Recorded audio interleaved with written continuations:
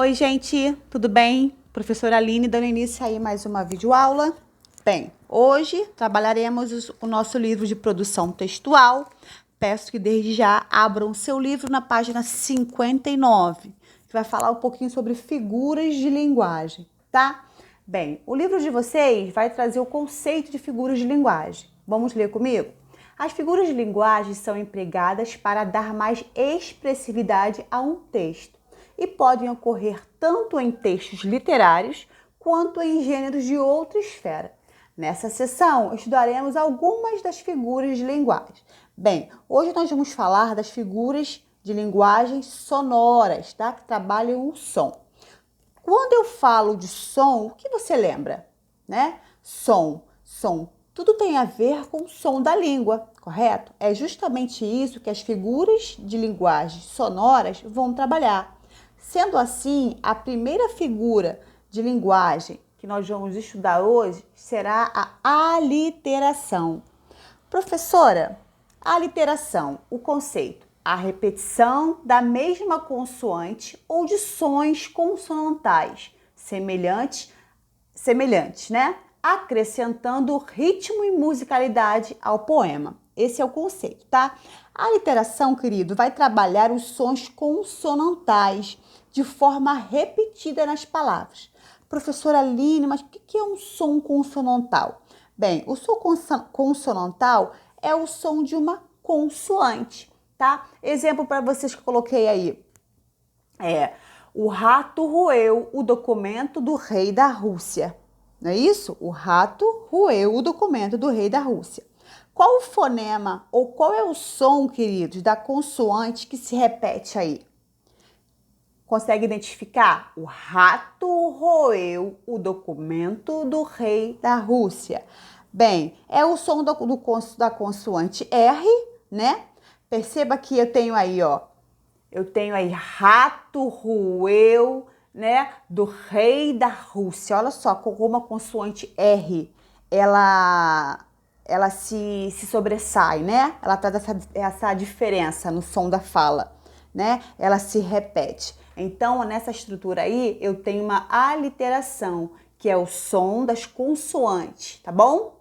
Bem, embaixo nós temos aí a assonância, né? A assonância, querido, tem como conceito a repetição de uma vogal ou vogais que possuem o mesmo som, dando ritmo ou reforçando a ideia expressa no poema.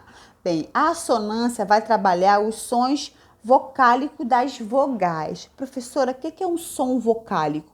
É o som de uma vogal. Exemplo aí. Minha cela tem terra, tem pedra, não tem janelas. Observe quando eu falo, ó, minha cela tem terra, tem pedra, não tem janela. Quais são os sons vocálicos, queridos, que mais soam aos seus ouvidos? Bem, percebam comigo que eu tenho aí o som da vogal A, né? Que sai de uma forma tão suave, tão linda. E o som da vogal E também saiu de uma forma muito simples. Então, toda vez que eu tenho aí uma repetição de uma vogal, eu terei, né, uma figura de linguagem chamada de assonância. Tá ok, queridos? Paronomásia. Palavras semelhantes em relação ao som, mas com sentidos diferentes. São chamados de parônimos. Quando ocorre um parônimo, dizemos que foi empregado, né, o recurso sonoro chamado paronomásia. Bem, a paronomásia, ela trabalha a relação, querido, de sonoridade entre as palavras.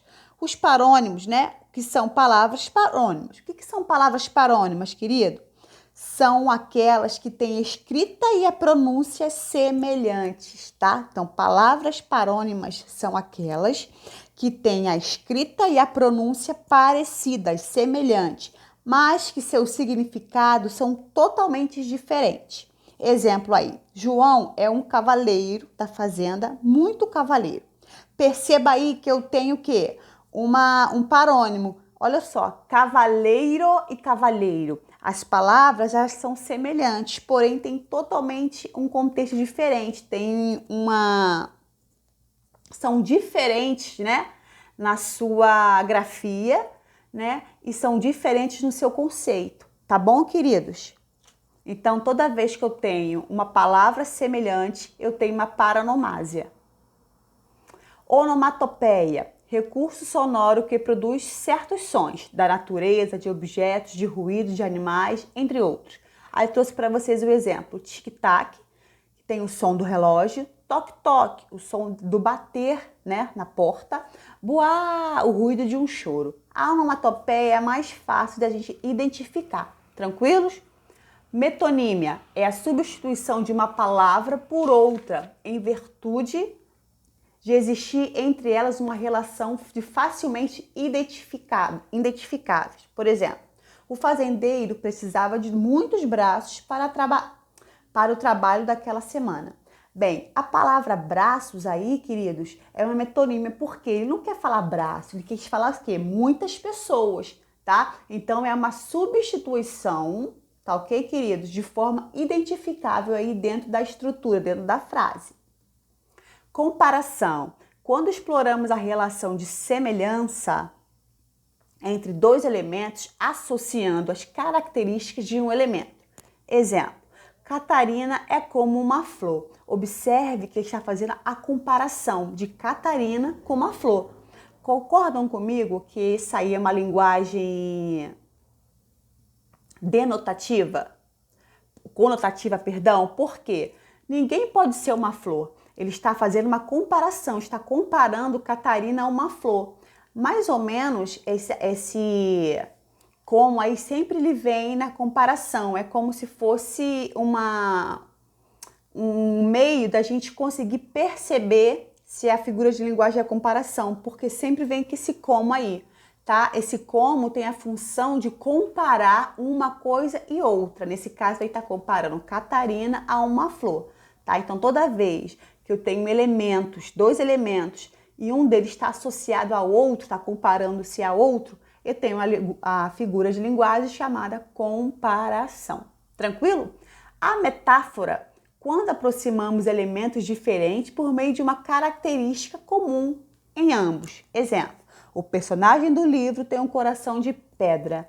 Bem, gente, existe coração de pedra? Não. É o sentido aí quando a gente viu em sala de aula também, lembra? Denotativo, conotativo. Então, semelhantemente, a comparação, a metáfora, ela não trabalha com outro referente, ela trabalha com algo que não existe, tá? E coração de pedra não existe coração de pedra. A pessoa ela é insensível, ela é mais fria, né? Mas coração de pedra não existe. Então, a diferença entre a comparação e a metáfora é que a comparação, ela vai comparar com algo que existe, tá? Algo que a gente tem acesso, a gente conhece, e mais ou menos você sempre vai usar o como para fazer essa ponte, né? Essa ligação.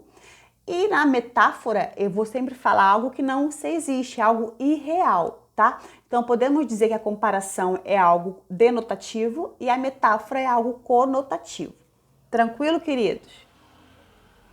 Bom, bem, nossa aula é muito tranquila, tá? Tá no livro de vocês.